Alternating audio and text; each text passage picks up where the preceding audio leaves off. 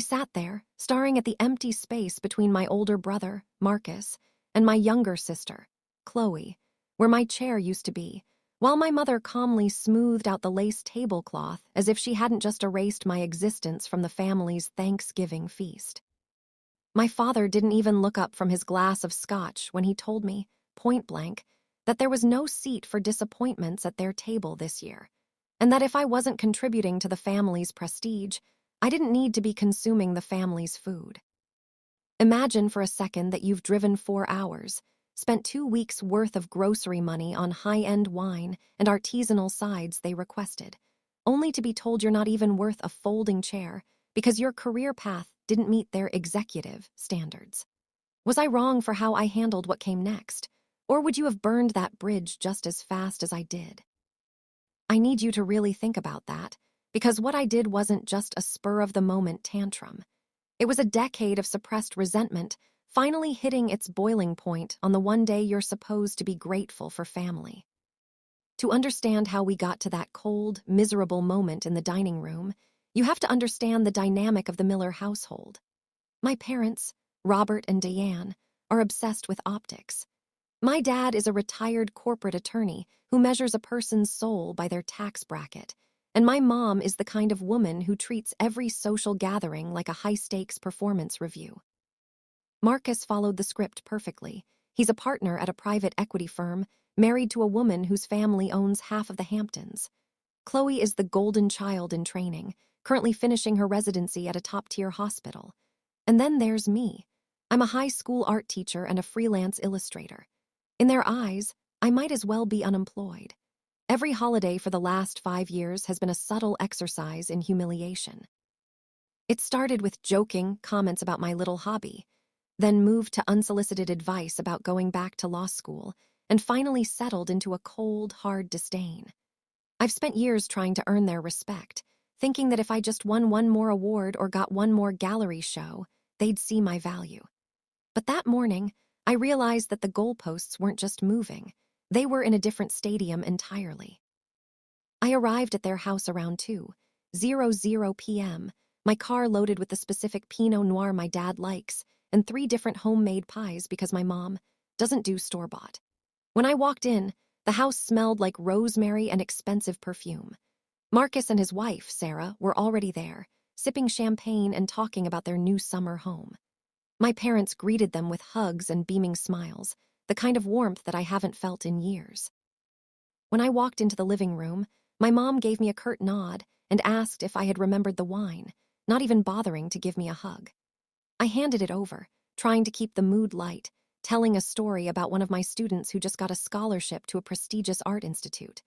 My dad literally cut me off mid-sentence to ask Marcus about his latest merger. I was a ghost in a room full of people who shared my DNA. I spent the next 2 hours helping in the kitchen, doing the heavy lifting while my mom barked orders. I did the dishes, I prepped the bird, and I set the table, or so I thought. When it was finally time to sit down, I went to wash my hands and came back to find the dining room glowing with candlelight. But as I approached the table, I saw it. There were 5 chairs. One for Dad, one for Mom, one for Marcus, one for Sarah, and one for Chloe. My spot, the one I had literally just set with my own 2 hands, was gone. My plate, my silverware, and my glass had been cleared away. I stood there, confused, thinking maybe they were bringing in a better chair or something. I asked my mom where I should sit, and that's when the room went silent. She didn't even look at me. She just adjusted a centerpiece and said that since I had decided to turn down that corporate graphic design job my dad had set up for me, the one I told them I didn't want because it was soul-crushing, they felt it was time for me to understand the consequences of my lifestyle choices. My dad chimed in then, his voice like ice, saying that the adult table was for adults who made adult contributions to the world. He said, "There's no seat for disappointments, Leo. You can take a plate to the kitchen if you're hungry, but this table is for people who have something to be proud of." Silence that followed was deafening. Marcus looked at his nails, Sarah looked at the ceiling, and Chloe just stared at her phone. Nobody said a word. Nobody stood up for me. I felt this heat rising from my chest, a mixture of pure, unadulterated shame and a white-hot spark of something I hadn't felt in years: clarity. I looked at the wine I bought, the pies I baked, and the faces of the people who were supposed to love me unconditionally. They weren't just excluding me, they were trying to break me. They wanted me to crawl, to apologize for being myself, and to beg for a seat at a table where I clearly wasn't wanted. It was a power play, a cruel, calculated move to remind me of my place in their hierarchy. But here's the thing they forgot. I'm the one who's been holding their perfect family image together by showing up and playing the part of the black sheep. So that's where I was, standing in a tuxedo rental-level dining room, being told I wasn't good enough to eat turkey with my own parents because I chose a career that makes me happy instead of one that makes them look good. I had a choice right then. I could take my plate to the kitchen like a scolded dog, or I could do something that would change the trajectory of our family forever. Before I tell you the absolute chaos that I unleashed next, I want you to pause. Think about your own family. Think about the times you've been made to feel small just for being who you are. What would you have done?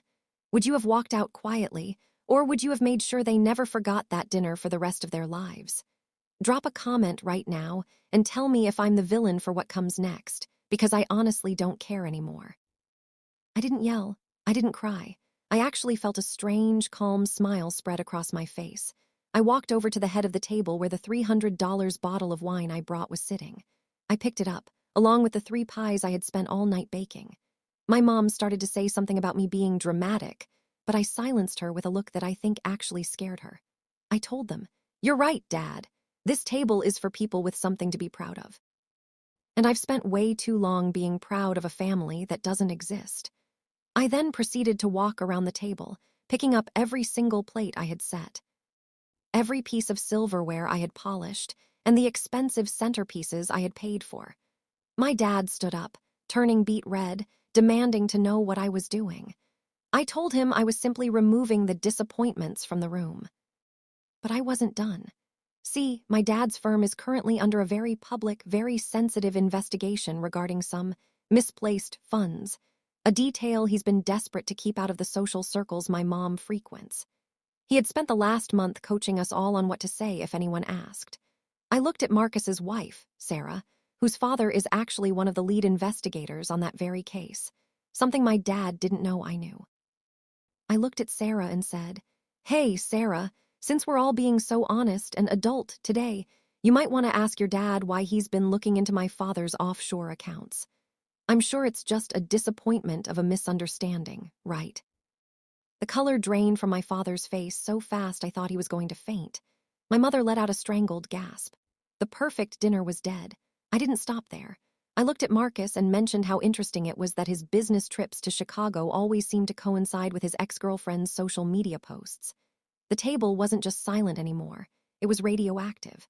I gathered my things, walked to the front door, and as I left, I looked back and said, "Enjoy the turkey. I hope the prestige keeps you warm, because you just lost the only person in this room who actually gave a damn about you." The aftermath was glorious and devastating. Within an hour, my phone was blowing up with vitriolic texts from my mother calling me a traitor and a snake. Marcus tried to call me to threaten me, but I just blocked him. The best part? Sarah actually called her father. 2 weeks later, the investigation into my dad's firm shifted from routine to criminal. It turns out, when you treat people like they're disposable, they stop caring about protecting your secrets. My parents' prestigious life started to crumble. They had to sell the big house to cover legal fees, and the social circle my mother lived for evaporated overnight. They reached out to me a few months ago, trying to play the family is everything card, acting like that Thanksgiving never happened. They wanted a loan. Can you believe the nerve? I told them I'd love to help, but unfortunately, I'm just a disappointment with a little hobby, and I wouldn't want to insult them with my lowly, unadult money. I lost a family that day, but I gained a life. I realized that blood is thicker than water is a lie used by toxic people to keep you in line. The full quote is actually, "The blood of the covenant is thicker than the water of the womb," meaning the bonds you choose are stronger than the ones you're born into. I spent this past Thanksgiving with my chosen family, my friends, my students, and people who actually see me. We had a folding table, mismatched chairs, and a grocery store turkey. And it was the best meal of my life because every single person there had a seat, and every single person was wanted. If there's a moral to this mess, it's that your value isn't defined by people who are incapable of seeing it. Sometimes, the best way to find your place at the table is to build your own and invite the people who actually appreciate the seat. Like this video if you think I did the right thing by exposing their hypocrisy, and subscribe for more stories about people finally standing up for themselves. I want to hear from you in the comments. Have you ever had to fire a family member for your own mental health? Tell me your story. I'll see you all in the next one.